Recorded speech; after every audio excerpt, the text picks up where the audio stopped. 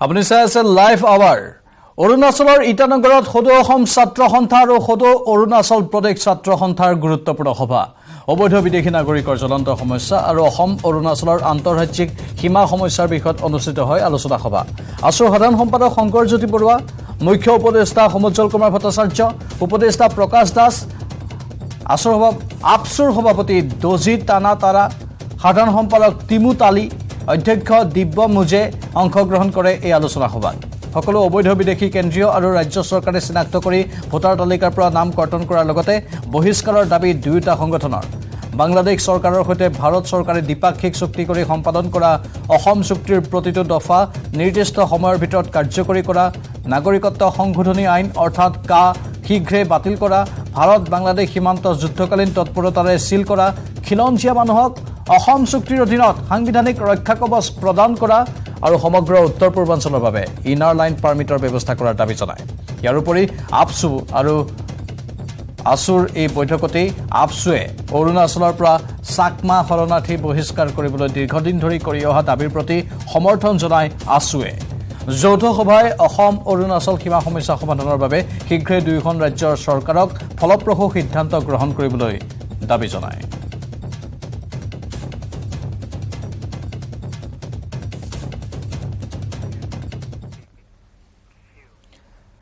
ভাৰতীয় মহাকাশ গৱেষণা সংস্থাই দেওবাৰে পুৱা ছিংগাপুৰৰ DSR উপগ্ৰহকে ধৰি আন 6টা উপগ্ৰহ সফলতাৰে উৎক্ষেপণ কৰে এই উপগ্ৰহসমূহ কঢ়িয়াই পুৱা 6:30 বজাত শ্ৰীহৰিকোটাৰ সতীশ ধাৱন মহাকাশ কেন্দ্ৰৰ পৰা ইছৰোৰ ৰকেট PSLV C56 উৰা মাৰিছিল পিছত ইছৰোৱে এই অভিযান সফল হোৱা বুলি ঘোষণা কৰে আৰু ছিংগাপুৰৰ এই 7টা উপগ্ৰহক নিৰ্দিষ্ট কক্ষপথত সফলতাৰে স্থাপন কৰে ইছৰোই কয় যে লিফ্ট অফৰ প্ৰায় 30 মিনিটৰ পিছত লিড উপগ্ৰহটো পৃথক কৰা হৈছিল আৰু তাৰ পিছত আন 6টা সহযাত্ৰী উপগ্ৰহ পৃথক কৰা হৈছিল যিবোৰক ক্ৰমাগতভাৱে নিৰ্দিষ্ট কক্ষপথত ৰখা হৈছে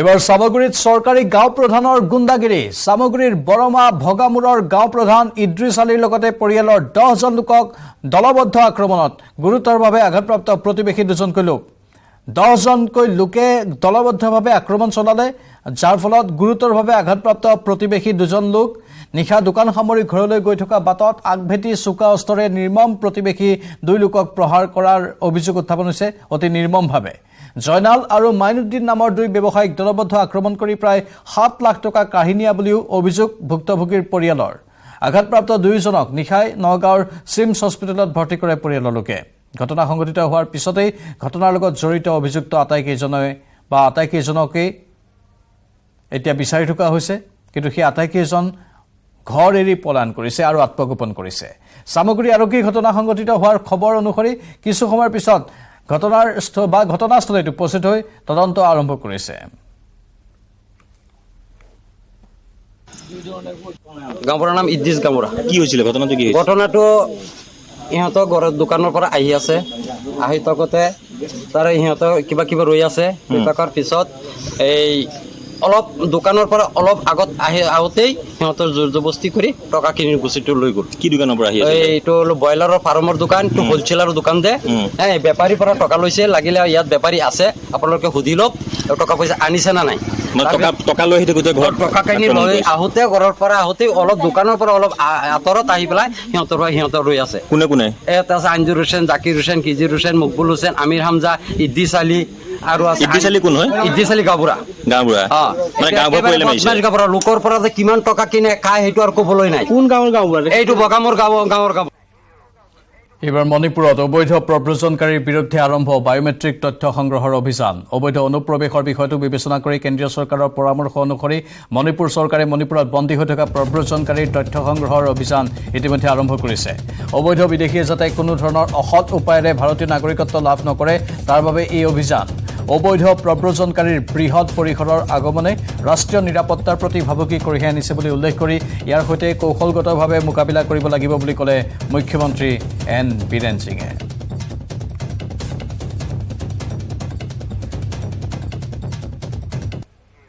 গোলাঘাট ট্ৰিপল মাৰ্ডাৰ কাণ্ডৰ হত্যাকাৰী নাজিবুৰ ৰহমানৰ মাতৃ সালেহা বেগমক চাকৰিৰ পৰা বৰখাস্ত।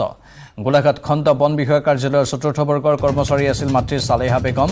কলংকিত পুত্ৰৰ ফল ভোগ কৰিলে এতিয়া মাতৃয়ে। পুত্ৰৰ বাবে চাকৰি হেৰুৱাবলগীয়া হ'ল মাতৃ সালেহা বেগমে। পুনৰবাৰ জনাইছো, গোলাঘাটৰ ট্ৰিপল মাৰ্ডাৰ কাণ্ডৰ হত্যাকাৰী নাজিবুৰ ৰহমানৰ মাতৃ সালেহা বেগমক চাকৰিৰ পৰা বৰখাস্ত কৰা হৈছে। গোলাঘাট খণ্ড বন বিষয়া কাৰ্যালয়ৰ ৪ৰ্থ বৰ্গৰ কৰ্মচাৰী আছিল মাতৃ সালেহা বেগম। কলংকিত পুত্ৰৰ ফল ভোগ কৰিছে এতিয়া মাতৃয়ে। পুত্ৰৰ বাবেই চাকৰি হেৰুৱাবলগীয়া হ'ল মাতৃ সালেহা বেগমে।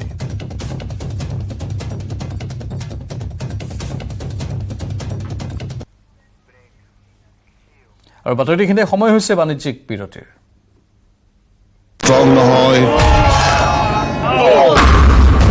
মাইথান স্ট্ৰং, মাইথান স্টিল নিৰ্মাণৰ মানদণ্ড।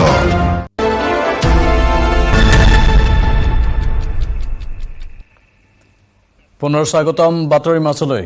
মণিপুৰৰ হিংসাত্মক পৰিস্থিতিৰ পৰ্যবেক্ষণ বিৰোধীৰ ২০জনীয়া সাংসদৰ দলৰ। দুদিনীয়া ভ্ৰমণসূচীৰে মণিপুৰত থকা বিৰোধীৰ সাংসদৰ দলটোৱে আজি ৰাজ্যপালক সাক্ষাৎ কৰাৰ সম্ভাৱনা আছে। বিৰোধীৰ ২০জনীয়া সাংসদে পৃথকে পৃথকে পৰিদৰ্শন কৰিলে মণিপুৰৰ হিংসাজৰ্জৰ অঞ্চল। প্ৰথম দিনাখন ৪টা আশ্ৰয় শিবিৰ পৰিদৰ্শন কৰে বিৰোধী শিবিৰে।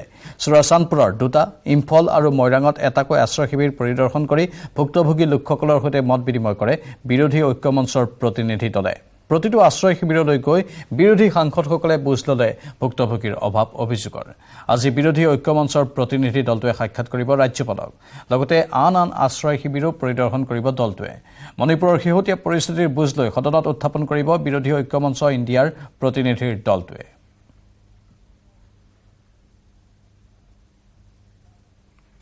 A very difficult day for us because we have read about people of Manipur. We have heard about the suffering of the people of Manipur. But today we got a chance to meet them ourselves and listen to their stories. And it has been a very difficult day because we went to 4 relief camps, 2 in Churachandpur, 1 in Imphal, 1 in Moirang. And it has not been easy. Many times women, while speaking to us, broke down. Many times children spoke about how they lost a brother. Many times the villagers said that how they were caught simply unaware when a mob attacked them. And everybody wants peace. And everybody wants to rebuild their lives. And today our 2 teams have just finished our tour. We are going to meet later on in the evening to discuss our observations. We have not got a chance to interact with each other, the 2 groups. So we will be meeting to share our observations, share our experiences. And tomorrow, as you know, we will be meeting the Honorable Governor with a memorandum. And everywhere wherever we have gone, we have only said that we have come here to listen. We've come here to listen to the people of. देखिए, लोग, मैं दूसरी बारी आई हूँ, तो लोग पीड़ित हैं और सोच रहे कि हम घर कब वापस जाएंगे। देखिए कितने बच्चे हैं आज यहाँ पर, इतने सारे बच्चे अगर बेघर हो गए हैं, तो इनसे हमारा मिलना जरूरी था। दुख यही है कि भारत सरकार को डेलीगेशन भेजना चाहिए था, उन्होंने मना कर दिया। इसलिए इंडिया अलायंस के जितने पार्टीज हैं उनके सांसद यहाँ आए हैं। सीबीआई की इंक्वायरी भी ऑर्डर की गई है सरकार की तरफ से। देखिए, देश के गृह मंत्री को 3 मई से नहीं पता था यहाँ क्या हो रहा है। आज 90 दिन बाद आप सीबीआई दे रहे हैं, इसका मतलब आइदर गृह मंत्री के पास कोई आईबी रिपोर्ट नहीं था और वो टीवी पे तो बोल रहे हैं हम रिव्यू कर रहे हैं। तो सीबीआई आपने 2 महीने पहले क्यों नहीं दिया? और सीबीआई ने किसने अरेस्ट किया? जिसने उन महिलाओं का वीडियो उतारा। इसका मतलब अमित शाह मणिपुर के लोगों को डरा रहे कि वीडियो मत उठाना, मतलब वीडियो वाले को पकड़ लिया कि वीडियो मत निकालना। ये तो देखिए, जो जिन लोगों से मिला हमने सबको यही बात कह रहे हैं, सब ठीक हो। हिंदुस्तान या इंडिया ना उसका विशाल हृदय है, सरकारें आती जाती हैं। हमने सिर्फ इनसे कहा, थोड़ा सुना और कहा कि सब ठीक होगा। हम लोग तमाम कोशिश कर रहे हैं एक हालात बेहतर हो, शांतिपूर्ण सह अस्तित्व के अलावा, पीसफुल कोएग्जिस्टेंस के अलावा मणिपुर से लेकर मध्य प्रदेश तक कोई दूसरा विकल्प नहीं है। हमने सिर्फ इनको ये भरोसा दिलाया है कि आप ये मत सोचो कि यहाँ की सरकार कुछ नहीं कर रही है, यूनियन गवर्नमेंट कुछ नहीं कर रही है। हम सब एक साइकोलॉजिकल हीलिंग चाहते हैं। आज हमारी एक छोटी सी कोशिश उसी दिशा में है, कितनी कामयाब होगी मैं नहीं जानता। सीबीआई को जांच के लिए कहा गया है इस पूरे मामले में। देखिए, ये पूरी चीज मुझे स्पष्ट नहीं है। दोष किसका, फोटो लेने वाले का या कृत्य करने वाले का, कुकृत्य करने वाले का? इसको क्राइम अगेंस्ट ह्यूमैनिटी के नजरिए से देखा जाना चाहिए। उसके बाद जो भी इन्वेस्टिगेटिव एजेंसी है, नजरिया वो होना चाहिए, क्योंकि जेनोसाइडल इंटेंट में देख रहा हूं। মণিপুৰ কাণ্ডৰ বিৰোধিতাৰে শনিবাৰে মণিপুৰত উলিওৱা হয় বৃহৎ প্ৰতিবাদী সমদল। প্ৰায় 2 লাখ লোকে প্ৰতিবাদ সাব্যস্ত কৰি মণিপুৰ কাণ্ডৰ বিৰোধিতা কৰে। Coordination committee on Manipur integrity চমুকৈ কোকমিয়ে আয়োজন কৰিছিল এই প্ৰতিবাদী সমদলৰ। কুকিচিন নাৰ্কে টেৰৰিষ্টৰ কাৰ্যকলাপৰ বিৰুদ্ধে উলিওৱা হৈছিল এই প্ৰতিবাদী কাৰ্যসূচী। মহিলাৰ বিৰুদ্ধে হিংসা বন্ধ কৰক, মণিপুৰ দীৰ্ঘজীৱী হওক, মিজোৰাম CM হায় হায় আদি শ্লোগানেৰে মণিপুৰ কাণ্ডৰ বিৰোধিতা কৰিছিল প্ৰতিবাদকাৰীসকলে। ইম্ফলৰ হাট্টা কাংজেইবুম এলেকাৰ পৰা উলিওৱা এই প্ৰতিবাদী সমদলত 2 লক্ষাধিক লোক সমবেত হয়। ৰাজ্যখনত প্ৰতিটো জাতি জনগোষ্ঠীৰ লোকৰ মাজত মিলাপ্ৰীতি আৰু সম্প্ৰীতি বাহাল ৰাখিবলৈ আহ্বান জনায় প্ৰতিবাদকাৰীসকলে।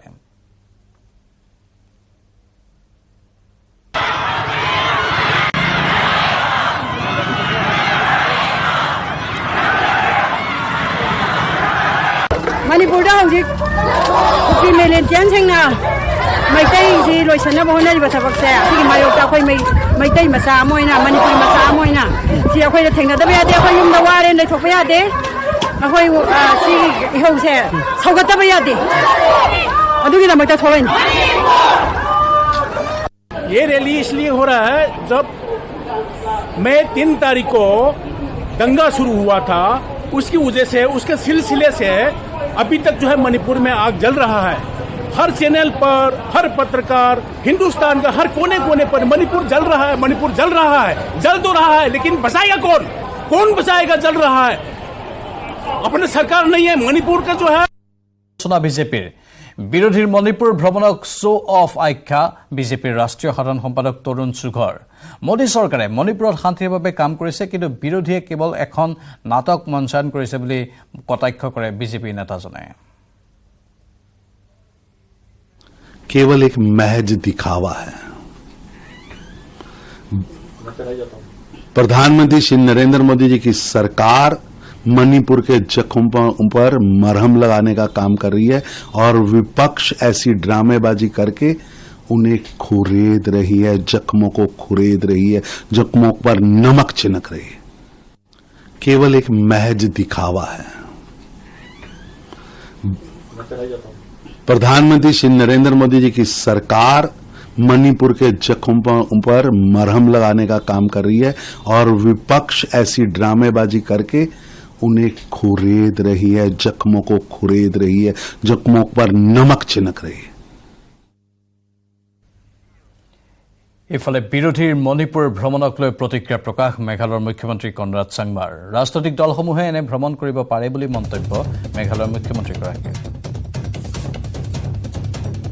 And anybody can visit, and I hope that not only in situations like these, I hope that political parties have interest in Northeast in general also, and other times also, to visit and see the difficulties and the challenges we face in the Northeast.